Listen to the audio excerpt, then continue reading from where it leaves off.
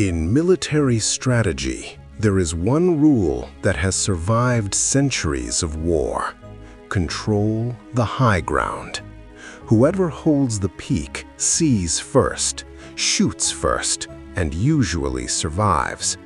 But what if the high ground is abandoned on purpose?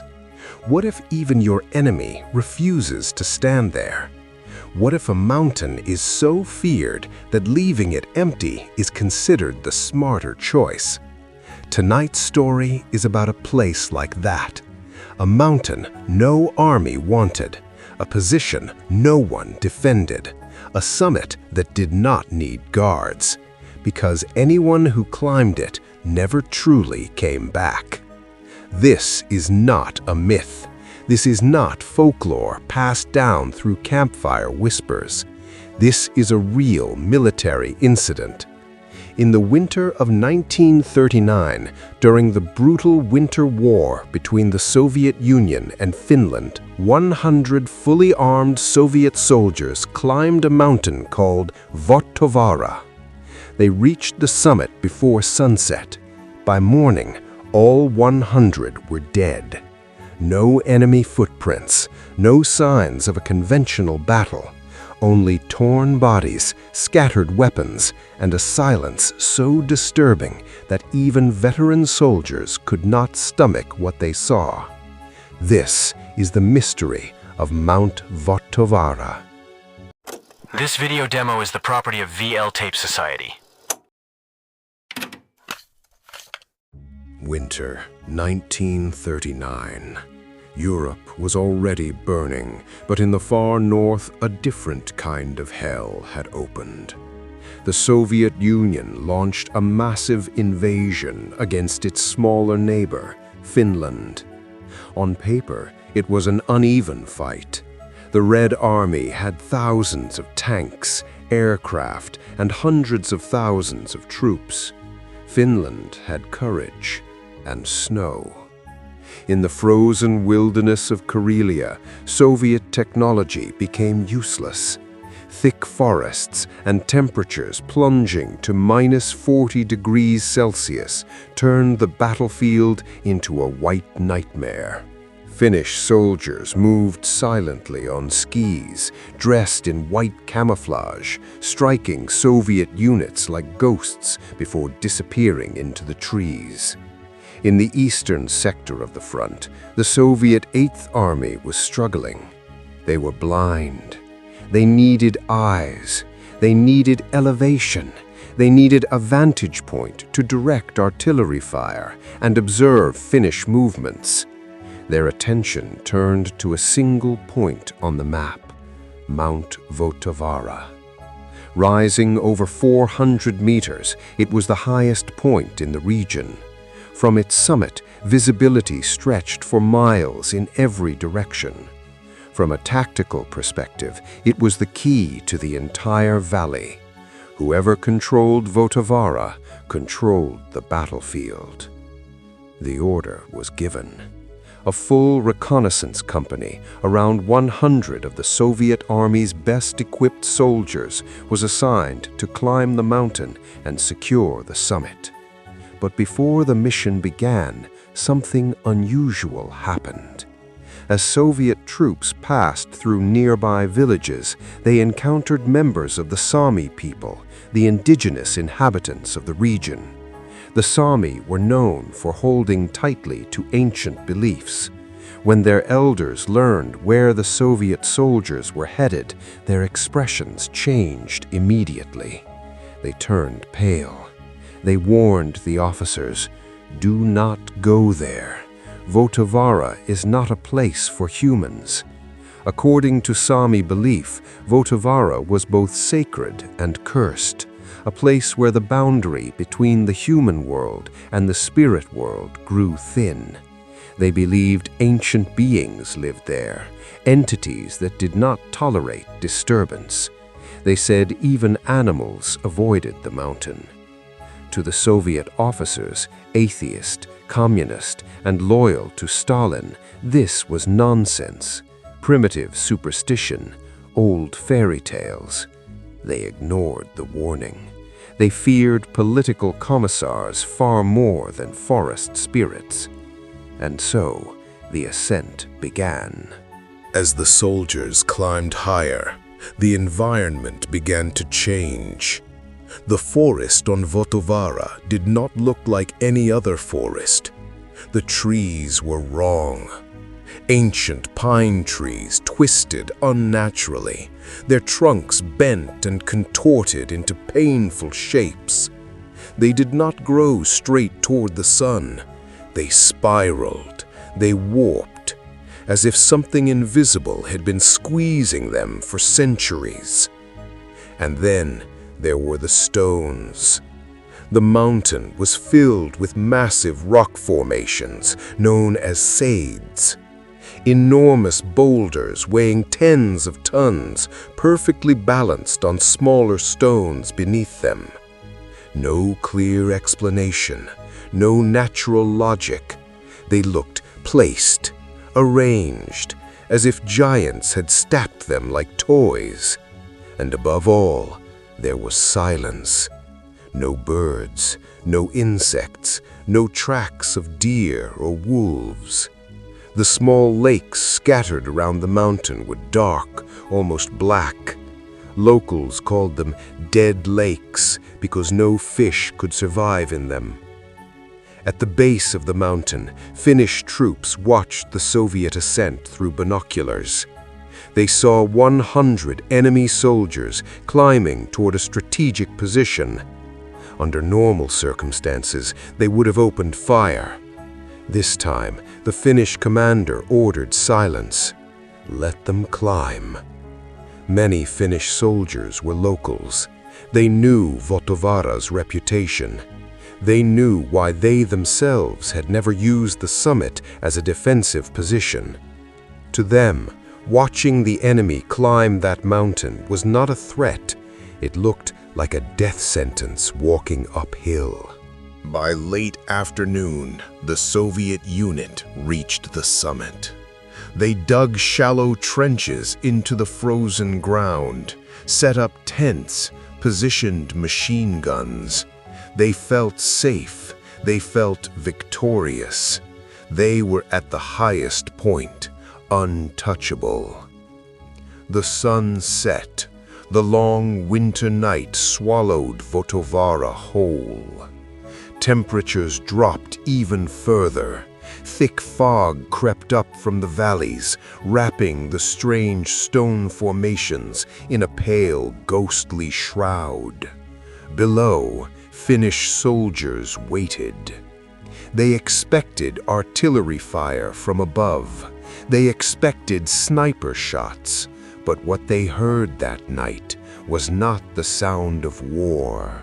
Shortly before midnight, the silence of Mount Vottovaara finally broke. Not with the sharp discipline of a planned attack, but with screaming. From the dark summit, the sound of machine guns suddenly erupted. Wild, uncontrolled bursts of fire tore through the night.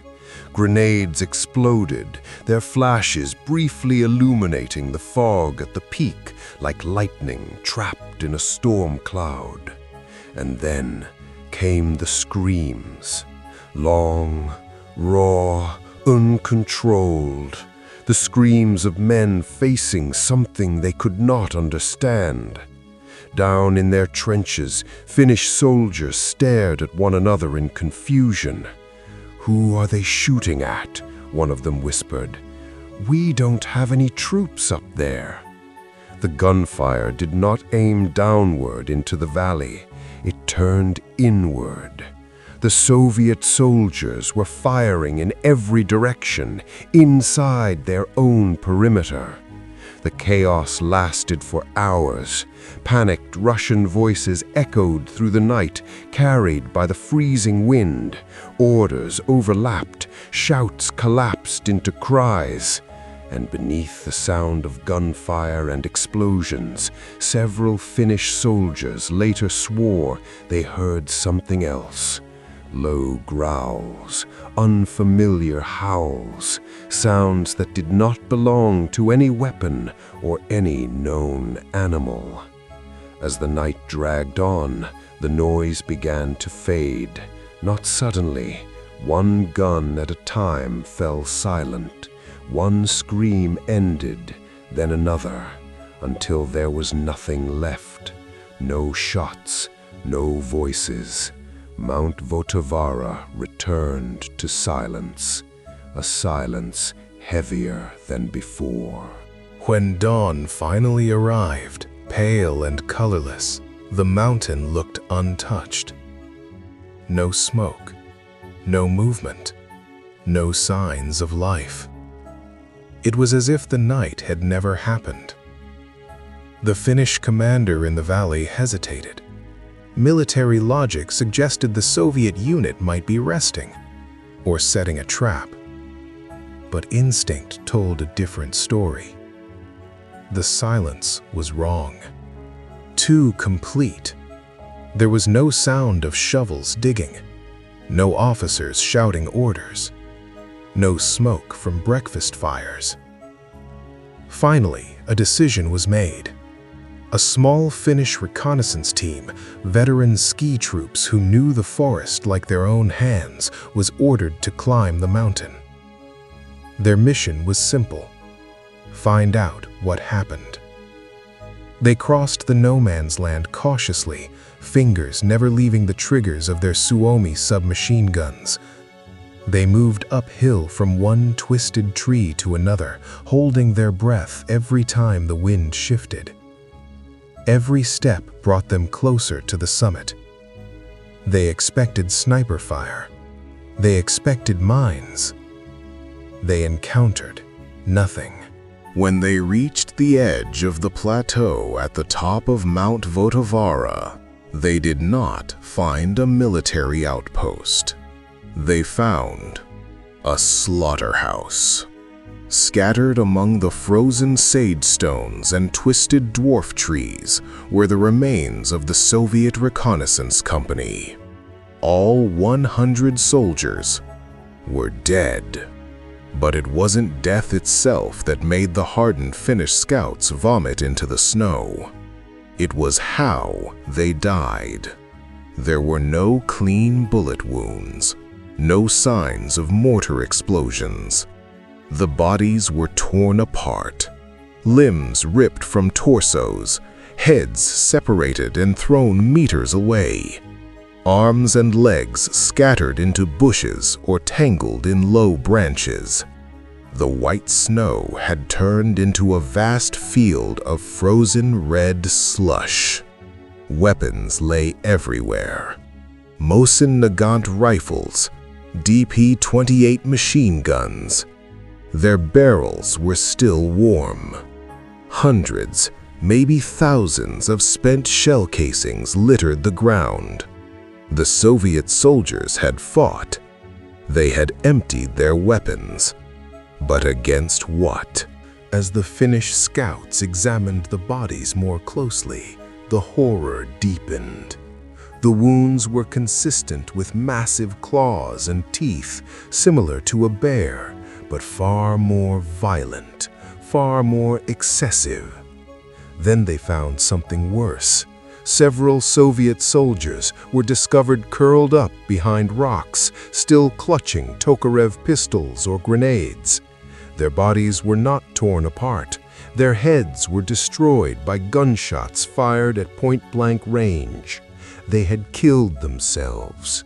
In the middle of the chaos, while something was ripping their comrades apart, these men chose suicide over facing whatever was moving in the fog.